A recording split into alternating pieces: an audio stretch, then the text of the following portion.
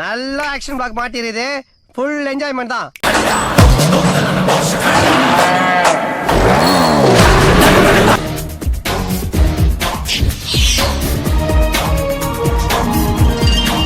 என் சிவ அனுமதி இல்லைன்னா அந்த யமனே கண்ணெடுத்து பார்க்க மாட்டான்.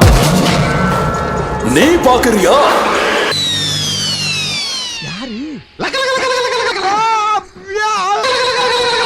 அவங்க உயிரை எடுத்துருவியா?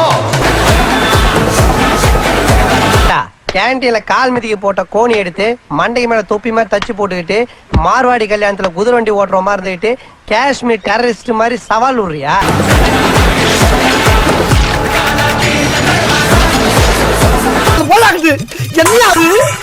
சாப்பிடுங்க சார்.